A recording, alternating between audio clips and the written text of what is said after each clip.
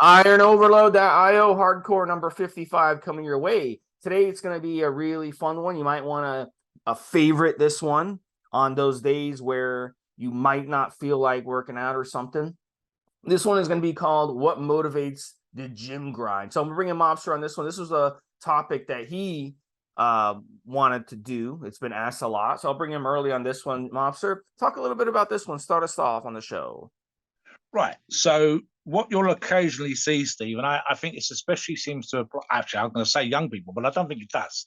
I've actually seen older people. A lot of people get into the habit of, I go to the gym, like you go to the beach. And that's literally what they'll say to you. And you say, okay, if you want to, you'll see them in the gym, Steve, and they come 4 times a week, 5 times a week, whatever. They'll say if you see them on the forums, I'm in the gym for 2 hours and stuff like that. And you and I will say stuff like, okay, the gym owner's in the gym longer than you are. The time that you're in the gym isn't relative. The work that you put in the gym is important. Now, again, like Steve says, there's going to be days where, it is a grind. And we're going to do two things here. I'm going to suggest stuff that applies to those people that quote unquote are going to the gym and how they can have a focus. But I'm also going to do it for you when you're struggling, when you go to the gym and it is a grind, when it's just, oh my God, it's goddamn hard work. So there's a bunch of stuff here. Number one would be, Steve, keeping a training diary. We encourage members on the forums to have a training log, not just because they're on cycle, although it's fantastically effective when you're on cycle, because a lot of us, myself, Steve, and others will jump in and point out you need to do this or you're doing too much of that, and so on and so forth. But we talked about training logs recently as well, Steve, in another podcast. Having a training log or a diary, and I mean a paper diary, not on your phone, guys, is surprisingly effective at keeping you on target. And that includes the day when it's a grind. That includes the day when life's stressing, you're tired, work's a bitch, etc., etc. Because literally looking in that diary, seeing what you done last time, is going to say, you know what, I need one more rep today. I need another few pounds on the bar. So there's stuff like that. So there's one. Let me give you another one. And I've told this story just funny enough today at the local gym where I was training all of about 40 minutes ago. So back in the day, like a normal person, I had a day job and we had an early shift, Steve, and a late shift. Now, late shift is like 11 till 7. We'd finish a little bit earlier than 7 o'clock. And if I was real lucky, I'd catch the train home to where I lived. And for me, right next to the railway station was the gym.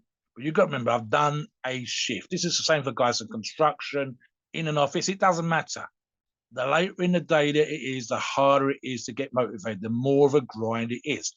So here's a couple of things that I would do, Steve. I'm fully aware that after an 8-hour shift, late in the afternoon, early evening, I'm not going to be as lively or as focused or as on point as I would be in the morning. And I would do things like making sure that my last break of the day, which was around 4:30 in the afternoon, I'd have a big, proper oatmeal flapjack. And I would buy two. I'd have one which I would have then, and I wouldn't have anything with caffeine at that point of the day. And then the second flapjack went into my pocket. And as I'm going back to finish the shift, walking around central London, I would have that second flapjack. This is around 6 o'clock. And at the railway station, if I had a minute or two to spare, I'd grab a black coffee from Burger King, get on the train and be worn out. Typical, same with all the commuters, kind of blasted for the day, Steve, especially on a Friday, zone out a little bit. But by the time I got to where I lived, the railway station I got off, the caffeine kicked in and the second flapjacks kicked in. And I've got that energy to hit the gym. So timing of my food was an important thing there. I mean, there's a bunch of other ideas. I want all of you to be motivated as much as possible. And it's impossible to be full on 100% every single time. You know, you're not going to have the rah band. You're not going to be feeling like you could walk to the moon and back every single time you go to the gym. But there's a bunch of ideas that we're going to suggest in this podcast that's going to keep you on point, keep you focused, and so on and so forth. So throw in a couple of your own, and I'll come back after you. Yeah, and I have a bunch that I have here, Mobster. So we're gonna kind of go through them, one at a time. But I wanted to follow up on the log. If you come on the forum, IronOverload.io, you're welcome to. It doesn't matter if you're new to the forum or anything. Come on the forum and get a log going. It's going to keep you honest. Get some pictures, before and after pictures. Put up a picture of yourself, block out your face. You don't have to post, your real face or anything. And, it's completely anonymous. It's free. And you can go on there and you can get some tips from a lot of guys on there that are trying to help you. And we all will definitely, at least every other day, we'll come on the thread and we'll support you. We'll motivate you. We'll keep you going. We'll give you some tips. We'll give you some advice. And it really, really does help. Some of my best cycles have been when I have, kept a diary, kept a log, keep it in your mind, whatever works for you, but like actually putting it on the forum and having it on there. And the best thing of it as well, it not only helps you, but it helps other people, because other people can go in there and they can read the logs. The logs have a lot of views for that reason, because a lot of people want to see what is happening when this person trains this way, eats this way, uses this steroid, uses this SARM, whatever. They want to see the results and see how the effects are. So that's very, very important to do a log. We really, really want to encourage that. Another thing, Mobster, and I'll do a couple more before I bring you back. Gym environment to me is important. If you go to a gym and there's hardcore people in there, they're taking it seriously. It's a good environment. People aren't miserable. People aren't, acting like a bunch of jerks.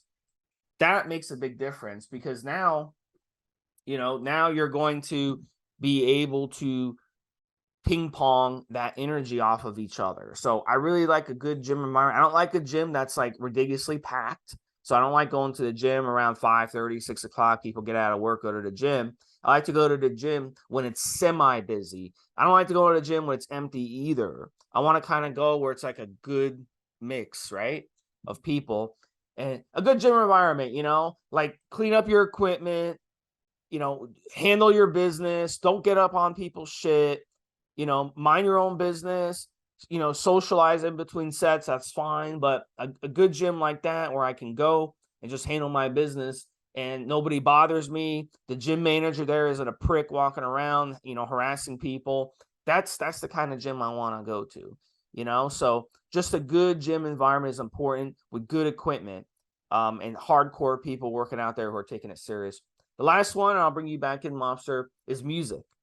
And, I'm listening, to different music. I used to have Sirius satellite radio. I might get that back again. But that's a really good one, because you can flip through so many different stations. They have so many stations that so many genres of music. And I like a lot of genres of music. I'm not one of these people that just likes this music or that music. Like I'll listen to like Enya on one end, and I'll listen to like hardcore rap and hip hop on the other end, as long as it's good. I'll listen to Tupac, because he was a gifted rapper. He's got some great music. And I'll listen to Enya and or her sister Maya Brennan, Mobster, from your neighbor over there. So I like all kinds of genres of music, as long as it's good. I like 80s music. I grew up in the 80s. Of course, I'm going to like 80s music. That's what I grew up listening to. I mean, my dad would put it in the car. So I got used to the 80s music. I really like it. Madonna's kind of played out. I know you like Madonna, Mobster, but Madonna, she's kind of played out. Her music has been played like so many times. I'm kind of sick of her music, but I like some of the other artists, even like Michael Jackson, and so different music. I like to shuffle the music. I don't like to listen to the same music over and over and over. I like to shuffle it around. So I'm always looking for new songs to kind of add to my little thing that I take to the gym with me to listen to headphones. So I really like that. And it makes it fun. It pumps me up, to work out. I love jamming to a new song that I just came across. I like jam to it like the whole workout, and I'll get bored with it.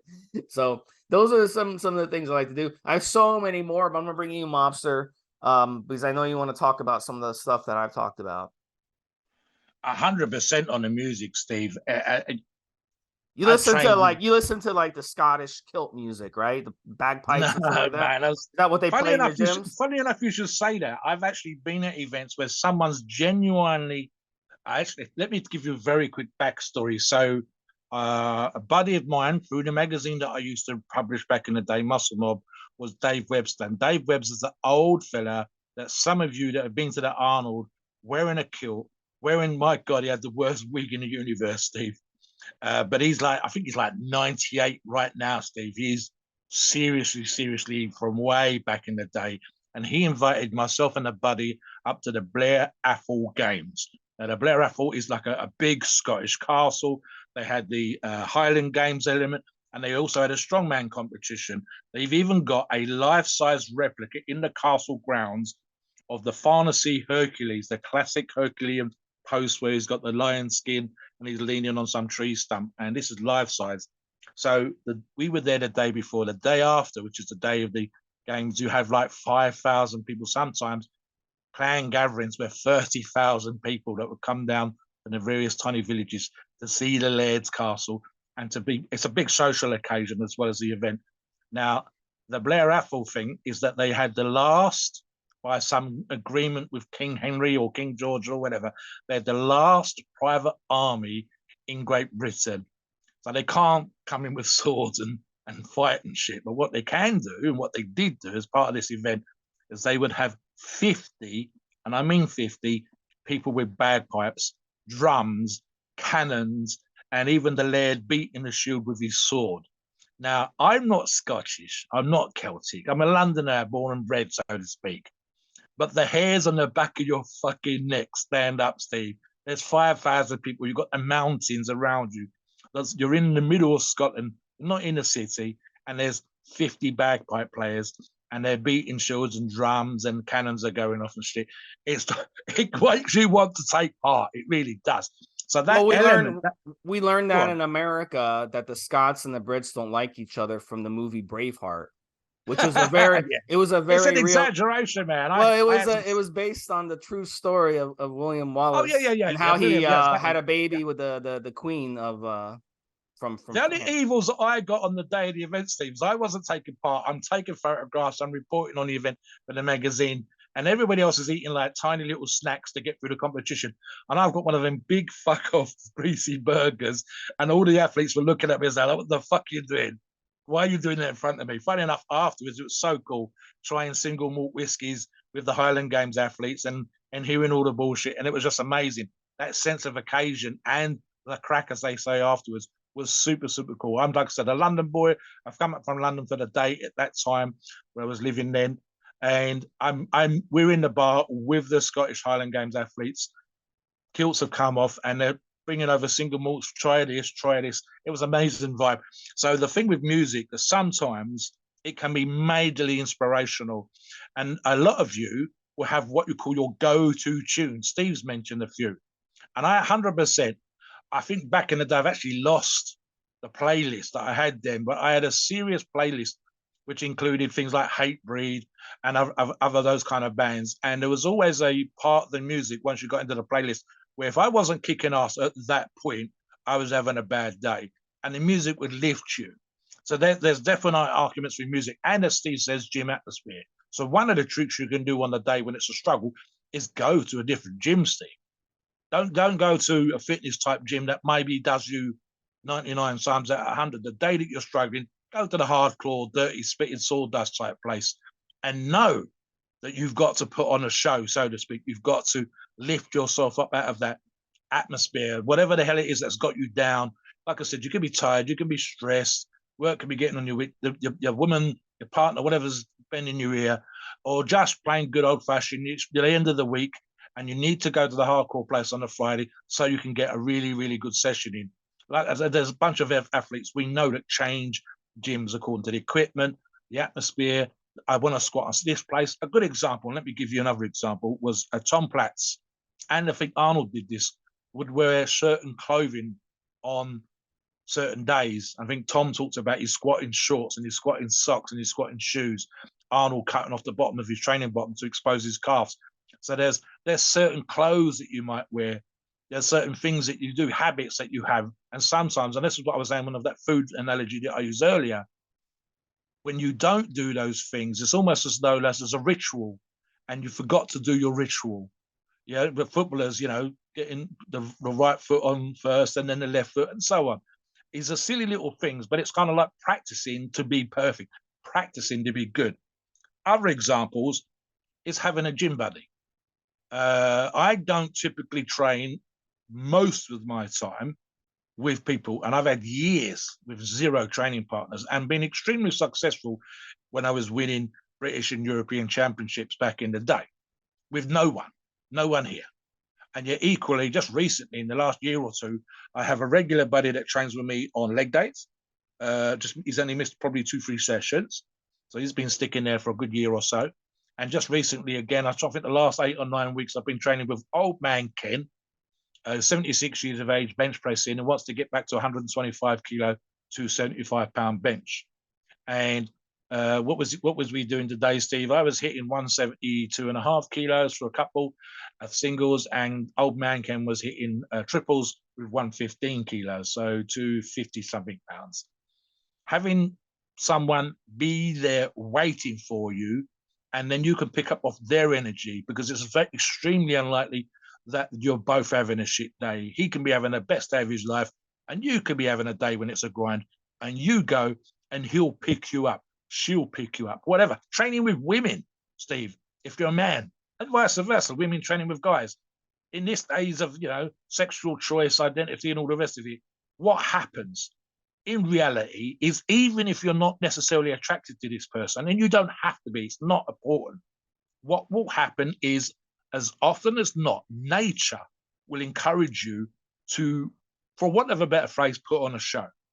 Don't let them see that you're tired. You will put out, in terms of your energy, and you will, women especially, for example, has been argued. I don't know, I've seen arguments for and against, but there's an argument for women that says they have a higher pain threshold. So she will do more reps with the weight that she does, proportionate to your strength, and vice versa. And she won't bitch out doing those more reps. That for whatever reason, the pain tolerance appears to be, for the higher reps for women, arguably better. And therefore, if you get into a back and forth where she's doing 15 reps and you're only doing 12, now you want to do 15 because of the whole challenge, the atmosphere, whatever else, she won't bitch out before you do. So that makes you grind harder. So there's another one for you. Another one, and I've used this one a bunch of times back in the day, and I've got one more as well. So enter a competition.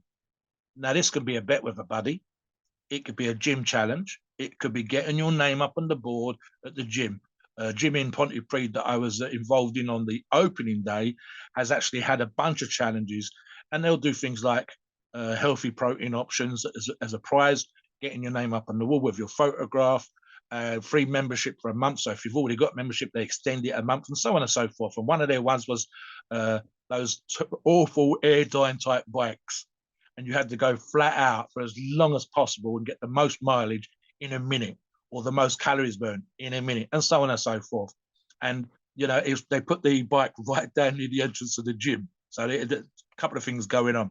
The entrance to the gym is floor to ceiling glass. And if people took a minute to look through the glass, they'd see you pedaling and rowing his arms on the bike 100 miles an hour. And so that people might be looking in. And then, of course, everybody that comes to the gym is walking past you. So the impression that the public get looking through, and the gym members, is that this is some kind of crazy fucked up gym, because there you are, sweating your ass off, red face, veins throbbing, arms going 100 miles an hour, feet going 100 miles an hour, and people are watching you.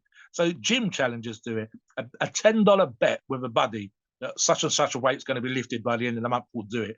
But the number one thing for me back in the day, and I used to say this for people, if you really want to see what you're capable of, and it especially works when the grind is on your ass and it's making you want to slack off and go home, is having your name down for a competition and entering a competition. And you might come last.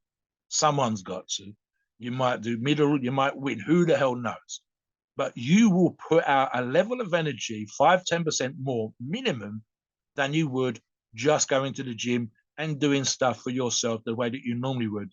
Literally stepping up. We've got 2 or 3 people on our forums right now, sometimes more, sometimes less, that are competing right this minute. MMA, 2 bodybuilders, I think we've actually had another one that's probably competing later in the year, Steve, and their entering competitions takes their game up. But funny enough, again, this is through the logs, guys. It lifts the rest of us up because you see the progress this person's making. Let me give you one more, and I'll bring Steve back in again. Steve touched on this a little bit earlier on. Photograph. So it is difficult sometimes for us as individuals to be the best judge of ourselves. So that can even include, Steve, you take a photograph at the beginning when you was out of shape, and you're halfway through the journey and you're having a grind of a day. And the end photograph will compare really, really well with the beginning photograph. But other people will see the difference in you. I have buddies that have literally just decided to get back in shape, might compete, and within a week, you could see the difference in their face in terms of around the jawline. Within a week, you can see the belly starting to flatten. That's just literally the water loss from cutting carbs. Things are starting to drop. Water's being pulled out of that usual places, and instantly you could see that their diet was back on point. Instantly, you could see their training had gone up a notch.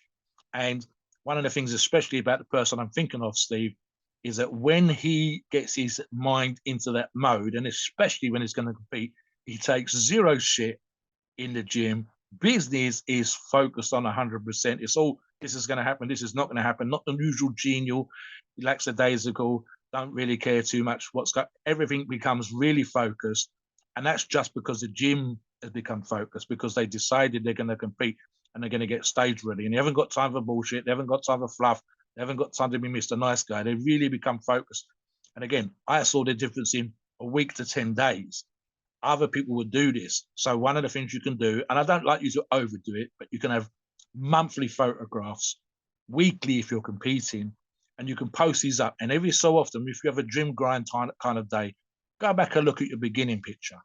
See where you are in comparison to your beginning picture, and decide for yourself that you're not going to go back to that. Let me give you one more example, because I just thought of this as well. So half the week, if not more, I train on my own. And I'm trying to do things that are still in grip. For example, Steve, world class. Still would have me in the top 15, top 20. Maybe I'm not going to be number one or not top 10 all the time on certain lists, but I still try to have that I'm not a million miles away either. Old man strength, whatever you want to call it. So middle of the week training sessions can be a grind. And again, I'm here on my own. I've got the music on, but maybe I'm tired. Maybe I'm going to do a podcast after with Steve and I'm against the clock. So one of the things that I do is imagine I'm on stage, imagine I'm on the lifting platform at a competition, or I'm at a seminar, because I've done seminars back in the day, Steve, and I'm demonstrating how this lift is done by someone who's been at that level.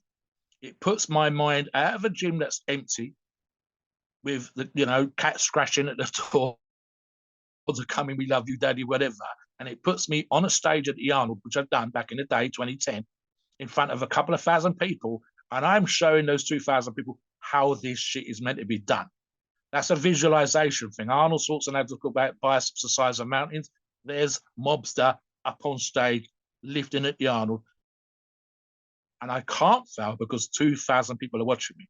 So when I'm in that sort of need to be focused, need to stop thinking about stuff around the house, is the postman going to knock on the door or whatever, I'm living in a big building with a great home gym, but it's still my home. I need to think like I'm professional. I need to think like I'm competing and get my brain into that place where I'm showing those people there are witnesses to what I'm doing. And I have to think like that to get my stuff away from the normal day-to-day, whatever the hell, what I'm doing in a half hour, what I need to do this afternoon, all that other stuff, and just be in that moment and focused for what I'm doing. What about you, Steve? Yeah, so let me give you a couple more here. And it has to do with focusing as well. And it's training smart. And that's kind of a long-term motivational thing, because when you go into the gym, you train like a moron. And you've got to take anti-inflammatories just to train at the gym. And then you've got to take cortisone shots afterwards just to dull the pain away. Something's wrong there. Something's wrong with your training. You're basically, over time, it's going to get to the point where you're just sick of weight training because you're injured all the time, and you're in pain all the time, your joints hurt all the time. So training smart is very important, and it's about training with form, not training like a gorilla and going around just throwing weights around, or training like a rhino and just going around and just like you're in a bad mood and you're just going to go around and run over everything you see. Because that's what, that's what some animals do in the wild. They just literally like have a hissy fit and they do that. So we don't want to go down that route. So we want to train smart. That'll keep you motivated long term. And you don't have to go into the gym for an hour and a half. A lot of people think that. You don't have to go to the gym for an hour and a half and pound the weights just to get results. A lot of people don't grasp that. I can remember I went to the gym and the girl out front checked me in. It was in the morning, there wasn't a lot of people there. And then I left and I was like, all right, see you later. She's like, you're already done? So she went on the computer. She's like, let me see when you signed in. She's like, you've only been here 22 minutes. And I'm like, and I'm like, what, you think you have to go in here and like pound away the weights for an hour to get in a good workout? I told her, I was like, in that 22 minutes, I got a better workout than any other person in the gym that's going to come today. She looked at me shocked because I went in there and I fucking handled my business. And then I left. You don't have to go in there for an hour and a half. It's just not true, And so it's about training smart and training efficiently with your time. It's not about going to the gym and spending an hour and then in between sets taking 7 minutes to go socialize and play on your phone and text that guy or girl that you're trying to hook up with the whole time. That's not what going to the gym's all about. So handle your business and you'll be more motivated to keep going back. And the other thing is it's kind of the opposite of what Mobster mentioned earlier. It's stay away from stimulants and stay away from food. So in Mobster's case, he has a different way of training. So if you're strength training, then food would be beneficial. But if you're not strength training, if you're training for endurance, or you're training for bodybuilding, or you're training for aesthetics, or you're training in just to get a good workout, burn some calories, burn some body fat, then train fasted and don't use stimulants, because it's so much better to go in there clean and not have your heart racing when you're in the gym. You'll actually have more energy that way. But what happens is people get so used to using stimulants that they need them. Like if I tell someone who's been using stimulants for years to try working out without stimulants, they'll look at me like I'm crazy. They're like, I can't do it. I can't even get out of the bed without some of my coffee. Well, look, I've been doing it my whole life. I've never believed in stimming yourself up to go in and work out. So once you get used to that, you won't ever want to go back. And there's nothing better than training clean. And then when it comes to training fasted, you got nothing in your stomach. Your body's not processing any food. Your body's using all its energy to focus in on the workout. It's not using energy to digest food. But in Mobster's case, because he strength trains for the most part, food will be beneficial. So in his case, 2.5 hours before the workout, I'd have a light meal, maybe a couple eggs, maybe a piece of natural toast, natural bread, which maybe like a keto bread or something like that. That's made of all natural ingredients. A piece of fruit. That's pretty much what I would eat. I definitely would not throw a bunch of food at my body and make my body have to work harder to have to digest the food and work out. But if you're training for non-powerlifting like Mobster is doing, then definitely start training your body to train fasted and you'll never go back. The energy that you're going to have is fantastic. You'll be way more motivated to do it, so there's really no excuse for people to eat a meal, then go work out, and then they complain, oh, I threw up after my squats. Every time I squat, I threw up. I see people posting that. I'm like, dude, you're throwing up because your body is evacuating everything because it's under so much stress that you're putting it on, which is good. You're putting your body under stress. You're making it stronger in the gym, but it's not good that you're throwing food at your body and then stressing it out. That literally makes no sense. So learn to train fast. It's going to be difficult the first 2-3 weeks, but once your body makes that switch and learns, you're not going to give it any glycogen to burn through. It's going to have to tap into your own body stores. Then you'll never go back. So that's a great motivational tool. Just changing up the way you're approaching, just changing the way your body utilizes energy can be a motivating tool. So, all right, Mobster. So why don't you finish up the show with some final thoughts? Oh, I think it was a good show. We covered a lot of ground. If you're younger, literally just training for the ladies is a motivation, Steve. I'm thinking of one more before I finish up. So this is real simple, and you can do this in advance of the training session you're going to do. Have a target, have a aim of the session of what you're going to do. And I don't mean time on the clock, guys. Like Steve, I've had arm sessions that are 25 minutes, 26 minutes, 27 minutes, multiple times. Yesterday, I think it was half an hour. Hell of a session. And I was fucked after. And it was only 25 minutes of biceps and triceps. One exercise for each. And then I think I finished off with a pump. So 3 exercises total. But having a target, for example, Steve, it might be achieving a certain size of pump. It might be a certain number of sets and reps on the bench press. It might literally be getting in there, like Steve says, killing it, no bullshit, no socializing, beyond signing in and saying hi to the person on reception, getting in there, put your headphones on, getting into your ritual, wearing your gym clothes, and then say, John, I'm going to be out of here in half an hour, and that's all the time I've got. But I want my back to be pumped. I want my chest to be pumped. Just that.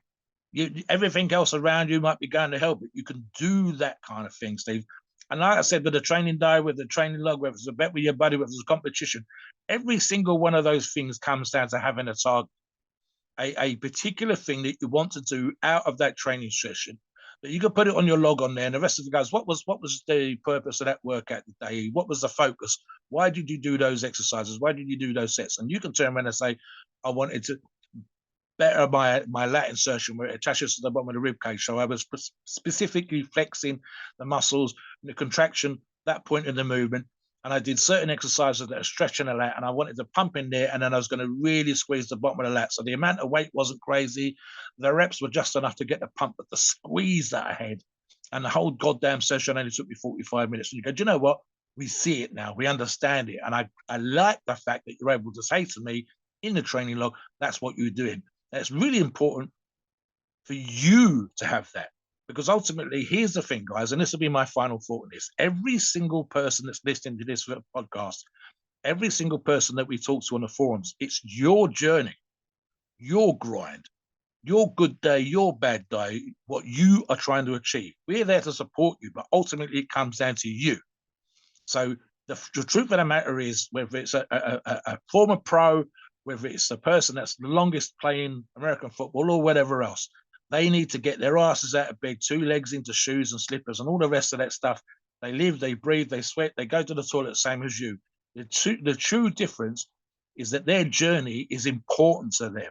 And that's the reason that you'll get through in the day. When the day's a grind, you'll say, what is my reason for doing this? What's my target for the day? It's half an hour, it's 40 minutes, it's 50 minutes. I've done one on another podcast, Stephen. I talked about just being in that moment, the exercise itself, the set that you're doing, the reps you're about to do as part of that set is 90 seconds. It might be 60 seconds, 75 seconds out of a whole fucking day, out of a whole week. It's tiny. So you can go in there and you will get it done when you sometimes think about it. Some of my best training sessions have been when I'm hanging, when I've been tired, when I've been worn out, and then the energy seems to have come from somewhere. It's like my body's held back, and I've absolutely killed it on those days when I'm rushing, I've got things to do, all that kind of shit. So some of your best sessions will come on the day when you didn't think you had it in you to do it. Please note, we are not doctors and the opinions are ours. It's our view and based on our experience and views on the topic. A podcast for informational purposes and entertainment only. The freedom of speech and the First Amendment applies.